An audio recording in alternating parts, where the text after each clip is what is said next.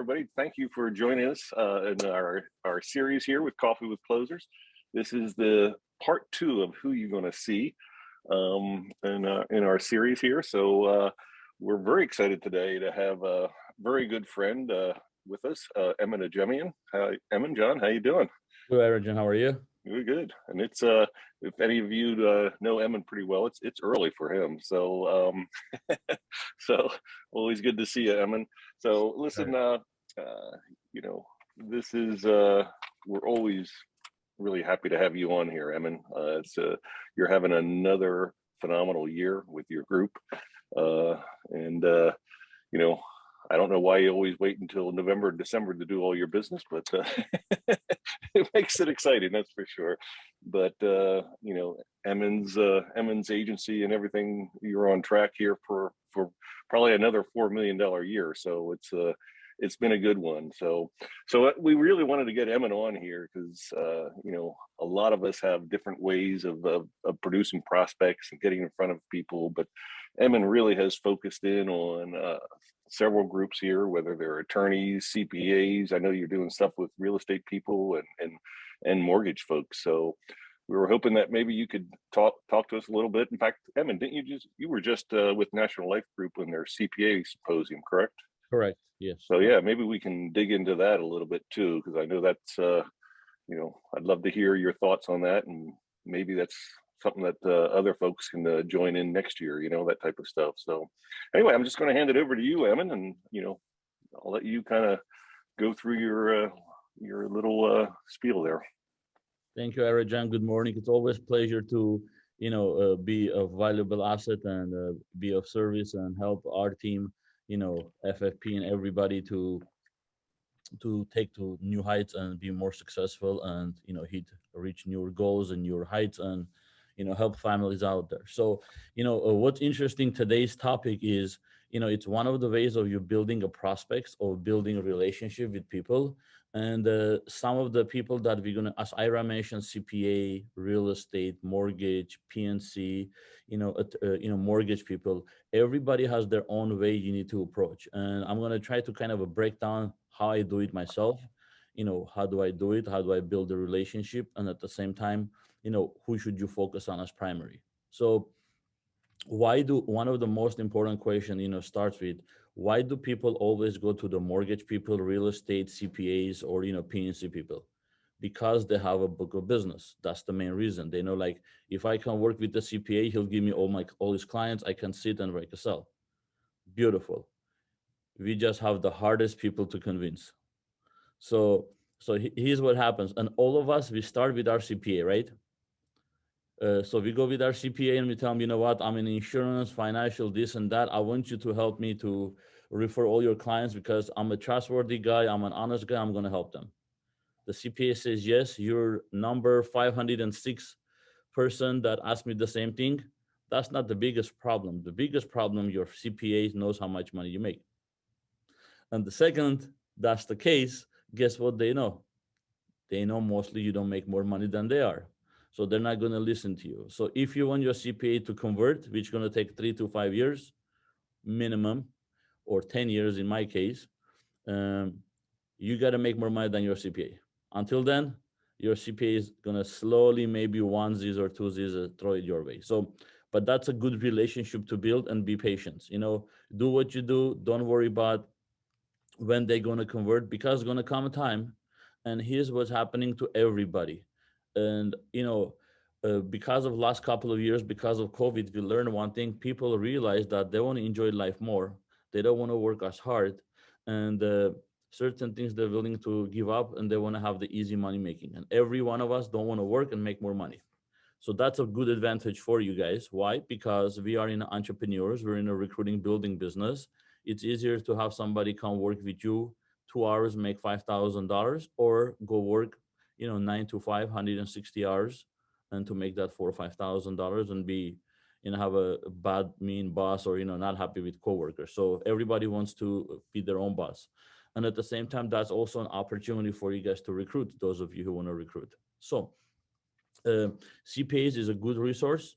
And one of the best ways to get them is if you know annuities for IRAs and all that stuff. SEP IRAs, Roth IRAs. But most importantly, is the longest and the hardest way to get them to convert, unless they're really desperate. And lately, last 3 months, every CPA that I talked to, they're sick and tired of what they're doing. Their income is, and you gotta understand, their income doesn't double, triple, quadruple. It's a very slow pace. They've been doing it 5, 10, 20 years. They're tired. And my spiel with the CPAs is, what if in next 12 months, I can help you make 10 times the money that you make with 10% of your clients. So I'll make you an offer you can refuse. So that's my spiel with them, but you got to be able to deliver. We use the Kaizen, Trizen, some of my agents who work with me, they know that was our approach and they're very interested. So that's the CPA. That's the hardest one. Actually, that's the second hardest one. The most hardest one are the attorneys. Now, which attorneys do you work with is, they're like a BK, business attorney, family law, and a divorce. Okay, so those are the ones you'll have a chance. But also you got to understand, from IRA, from the CPA symposium, some people have been working with the CPAs and attorneys. They said the hardest person to get a referral from, lawyers will never give you a referral. So I don't know if that's the prospect you want to work with, unless they're family member, they're very close relationship with you, good friends, they're willing to have another source of income. So that's the CPA.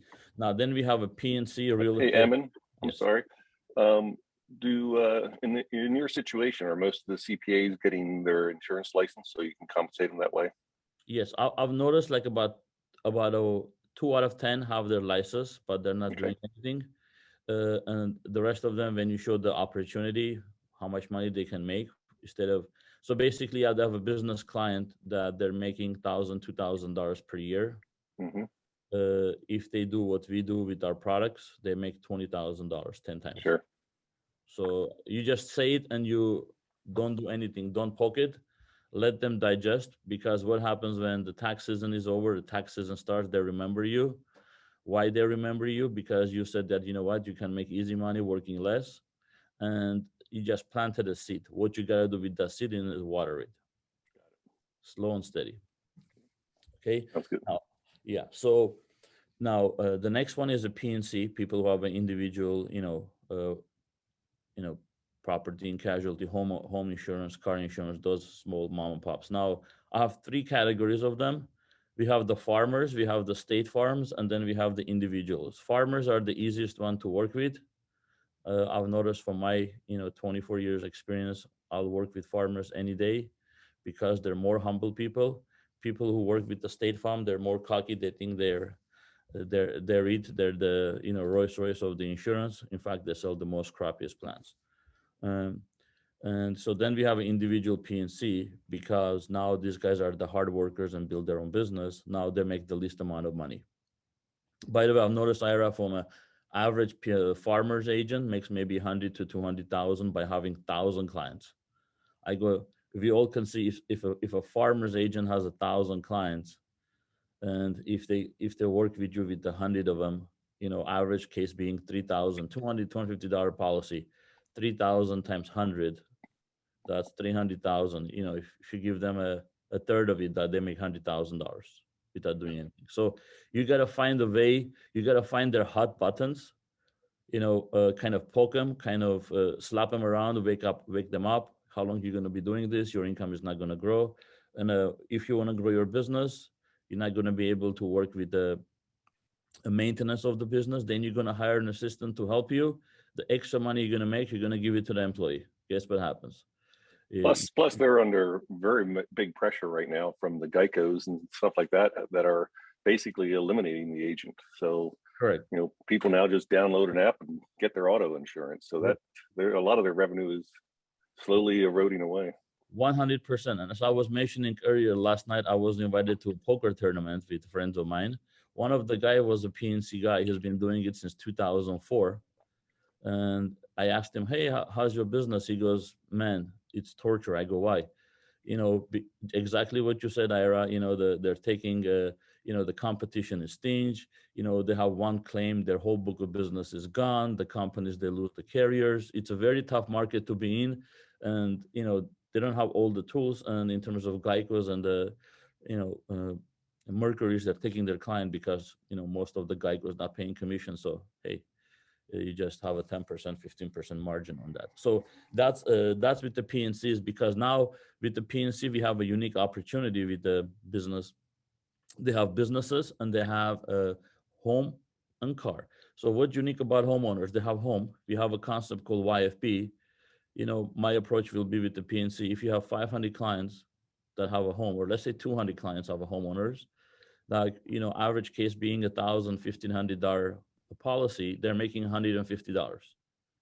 Well, how hard would it be for me to say, instead of making $150, you want to make $15,000, right? You know what? They're going to say, how? Well, you sold them the home insurance. They trusted you. Can you make a pitch like, you know what? Do you want to pay off instead of 30 years, 7 to 9 years without extra money you're currently spending? You know what? How hard is it for them going to be saying no? So 100 of them times 15,000, that's $1.5 million. I do the math on that end as well. So you gotta, a lot of times, Ira, what I've noticed when agents go and talk about opportunity, they give them such a low number. Oh, you can make extra 5,000 aside. The guy is making 200, 300,000, 5,000 is not exciting. How do you make him excited? Throw him a number that he will lose sleep over it and say, what the heck did this guy say? How is this possible? And now you planted the seed again. It's all about planting. Guys, think about it. We're farmers. What do farmers do? They get up every season, they plant a seed. And then after they plant the seed, they water the seed. So for our planting is building the relationship, prospects, opportunities, and then watering is keep following up. You know what? Pop into the office, invite them to lunch, or take a kind of a pastry or something. Now, if they say they're busy, you go like, listen, you're busy, you don't have time for me, but you have to eat, right? Let's eat together. Let's have lunch together, and I'll pay for it. Or breakfast, Starbucks coffee, 5, 10 minutes. So find the opportunity to build a relationship and don't be a nagging one, because just like you, there were about dozens of hundreds of people approach them because they have a book of business. That's the same thing they want to do. Do something unique, untraditional, that you stand out from the crowd. So those are the P&Cs. It's a very good opportunity to work with them. The other one, the next two are my favorite: real estate and mortgage. Now, what's going on with real estate and mortgage, and it's the best one. And comparing it to the CPAs and PNC, when you have when you do your taxes, every year you go back to your CPA. He does the taxes, you gotta do taxes. Every 6 months, every year, you gotta renew your car insurance and home insurance. You have to go back to them. So they see their clients consistently, and and they're getting a renewal basically. Think about PNC as the same renewals as we do, and on top of it, the CPA is kind of a renewal. They got to file the taxes, the 1099, the extension. So they keep paying money. Anything they ask from the CPA, they make money. However, real estate and mortgage, I call it a closed-ended sell. I had an agent who said that the second I sell a property, after I'm done, I collect the commission, I go back to the unemployment line, start from the zero again. And if you don't sell any more new homes, guess what happens? You don't make money. Now, with real estate and mortgage, I have my favorite pitch. And I think you guys, if you guys can use this to any CPA or any mortgage guy, this is the shocker, and then the disturbing their mind. Again, you got to disturb them, wake them up, slap them around. If you say this to them, the last time you sold the real estate property, you made money. The mortgage guy, you refinance, you made money. Can you guys imagine all those clients you sold the property, all those clients you refinance their mortgage? Imagine every time they make a mortgage payment, you get a percentage of that. They go like, whoa, like, how does that happen? I go like, we're blessed to be in the insurance business. Every time my client makes money, makes payment, guess what happens? I get a percentage for life. So they look at their horizon. Oh my God, I've been doing 10, 15 years. Now, the longer they've done, more clients they have, the less they have, the less clients they have, they're making less money. The ones who've been doing longer, they're tired. They're doing the same thing and still working the same way. If they stop working, money doesn't come. They look at back, they're already counting in their mind all these clients that I have. Imagine if I got $1 for each mortgage payment they made. Oh my God, how much money that is. So that's one thing. And I remember their sales are closed-ended. The second they sell, they're done. Now, we're in December. It's winter. I remember one thing, that in December, most people who have a real estate license, most people stop buying. Summer is the hot market, right? So it's cold.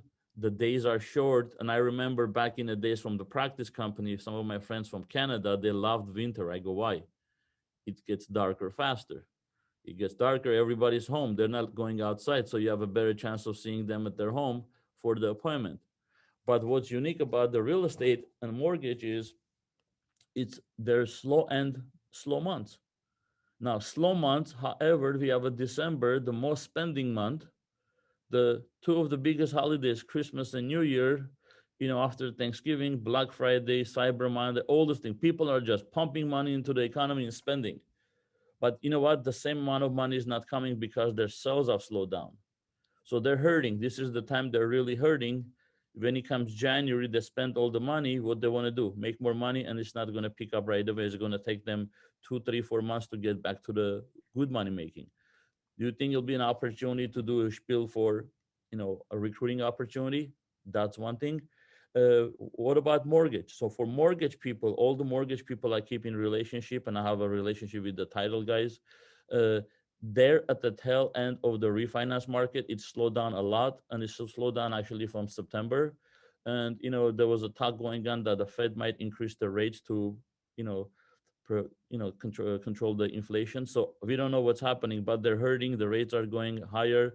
They're not refinancing as much. The refinance market is dying down.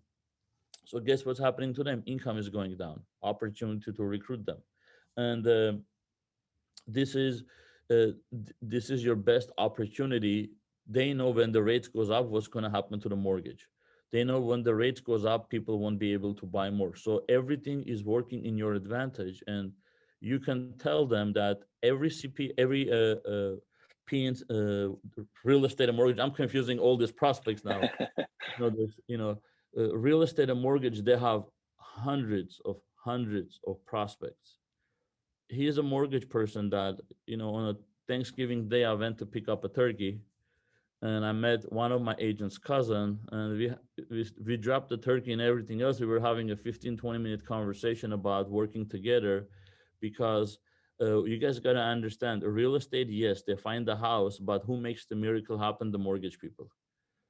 They do the loan so the house can happen. At the same time, they do the refinance. So when they trust their biggest investment with the people who do mortgage, it's not hard for a mortgage person to call them back and listen. Thank you for being my client. What if I can help you pay off your house instead of 30 years, 7 to 9 years? Again, going back to the YFP concept. It's a And really good point, Emin. There's no doubt that if you're bright and you're in the mortgage business right now, you know that the wave has probably come to an end or is coming to an end. And oh, they're worried. They're yeah, struggling big time. They're like, whoa, how am I going to make money? Because they increased their habits, they enjoyed life, money came, sure. and there was too much competition. They had to charge less money to be able to be competitive. So they were not making as much money. They were hoping on a volume, but now the volume has died down, and the client got used to shopping around and getting the best deal, a cheaper fee, so they can hit. So now they're stuck on that end, and most people Yeah, now referring a lot because they can refinance. They not buying enough houses. right. So those are the five top people to try to approach. But here's my game plan to everyone for 2022. You got to plan. If you want to have a successful year, you got to plan ahead. So this is the time you guys should go plan this weekend at least. Spend about half an hour, not too much. Just put like a prospecting kind of a session with you, one-on-one with you yourself, all three of you, me, myself, and I, kind of a deal. So put a category of real estate people, second category mortgage people, P&C, CPA, attorney, and then write down 5 to 10 names that you know from each category. Now, what your goal is to start building relationship. Don't expect these people to jump and give you business.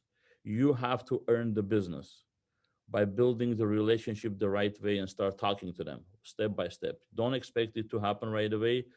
It might take you 3 months or 3 years or 5 years, but hey, if you do nothing, the 3 to 5 years is going to go. But if they see your persistence, you're more ethical, you're more business oriented and more professional, they'll come to you. So that's what I would do, and we start slowly contacting them. You know, the least they can do, go have a coffee with them in the morning. If you have 20 prospects, because if this works, imagine 20 forget even 25 of these people are referring you one policy a month. That's 5 a month. That's 60 a year. It's like it's coming. Not only your clients referral, but these outlets. And what's going to happen second they smell the money? Guess what happens? One becomes 5 to 10 a month. Times 5, that's 50. That's too much. You don't need that many policies. You'll make too much money. So, you know, uh, we just got to be able to grow proportionally at the same time. Then you're going to pick and choose who you want to work with. And then you got to understand what is their demographic of their market. Is the market they're in, is the market you want to be in? For example, most CPAs might work with the individuals versus businesses. Do you want individual clients or you want business clients? So then you got to profile your CPA by asking them like, how many percent of your book of business individual or business? So questions like that. And don't be afraid to make a mistake. You know what, the best way to do it, I hope you all go talk to 5 CPAs, 5 attorneys, 5 real estate, 5 mortgage, 5 P&C, and mess all of them up. The best thing you're going to happen, you're going to learn the best lesson what not to do. Guess what happened? The next 5, 10 of them, you will not make the mistakes. You'll learn from your mistakes. And the good thing is the people who you're going to make the mistakes, they're these 5 people are the closest to you. You'll probably get away with that. So, don't be Good afraid point. to talk. And guys, remember, as much as you need to make more money, have more time, quality of time, travel, enjoy, invest, and enjoy the beautiful thing this life has offered. Guess what happens to those people? They're in the same shoe. They want the same thing. They want easy money, more time, travel, enjoy, have fun. Uh, Very good, Emin. I'm open I to questions. If I think. No, I really like it. I really like the analogy of a farmer, and I know you have been cultivating and planting seeds and taking care of some crops for a long time before they pay off. But you know what? They do sooner or later. It comes to fruit and starts to produce for you. In fact, you mentioned been working on your CPA for 10 years. That's so that's you know, but even 10 years from now, you're going to need more money, right? So, or want Absolutely. more money. So Absolutely. it's worth putting the time in and building the crops. Yes. Ira, there's one more category just popped to my mind. I forgot. Okay. Bankers. Oh, I yes, love you've had a lot of I success with bankers. love bankers. Like a lot of my top producers are banking background. Well, wait a minute. You were a banker. Yes, I was a banker. So, y- you know, uh, every one of us goes to the bank, right? As much as we try to do electronic, guys, go to the bank and make your deposit. You know what I used to do? I used to go to the bank, deposit money, take money, change my PIN number. Why did I do that? I had nothing better to do. If I'm not making enough money, I'm not busy enough. That means you got to do something. Hey, where can we go? To the bank, talk to the new account, inquire about the business accounts, credit card, business line. How hard is it for them? Oh, now you build relationship and you start finding out things about them. And next time you go, you say hi to them. Now it becomes a warmer relationship. And they say, you know what? You're a hard worker. Why are you there? So banker would be, I would say banker would be the top category. Then mortgage will be the second, real estate third, P&C four, uh, CPA five, attorney six. That's how I would categorize it. I remember one of your top producers, Rosanna, saying that she was a banker, and she said, like, my God, this guy Emin would come in almost every day and say, I forgot this, I lost this, could you reset this? I mean, it wasn't every day, but it was often enough that most customers that, hey, it paid out great, right? Right? She's Oh, absolutely, like for a her and you. money. She's been with me for a decade. And how I remember the bankers, I forgot. I have Elia we have on the Zoom. That's how when I saw her name, I go, Holyan. Elia and me know each other since 1996, 1997. We worked at the bank together. Uh-huh. It didn't take me a long time. It only took me 23 years, 25 years to convince her to join us. Hey, I love her. She's awesome. We're going to do great things. And guys, just don't be afraid. People want freedom. 95% of them are trapped in a financial trap. It's not even the financial, it's the time trap. Good point. Good point. Great stuff, Emin. I mean, a lot of what you're talking about too is just building relationships with other Yep. professional entrepreneur type people. It's a great way to grow your business. So very good. So Emin, we don't. That's about it for the questions. Luis Garcia is saying great information, so he appreciates what you did there. So um, so listen, everybody, I really appreciate it. This is again part 2 of who you're going to see. We're going to continue it next week with Ed Ledford talking about centers of influence. So please join us there at the same time. And then I just mentioned Luis. I think Luis is going to be the week following. He's going to do part 4. Luis has been working on some very cool technology and systems and stuff like that that are really starting to pay off for him. And he's been kind enough to share that with a lot of us at FFP. And we're actually experimenting with some of those tools that he has introduced us to. So he's going to be talking a little bit about that. I think that's the 16th of December. And then we're going to take a break after that for the holidays. So, and I'm not sure it's called a break, but we're going to take some time off to get all this business through. So the pipeline is growing. So anyway, I really appreciate Emin, John. Thank you so much for that again. Thank you so much. And thank you everybody for joining us, and we'll see you all again next week. Good day, everybody. Good day. Success.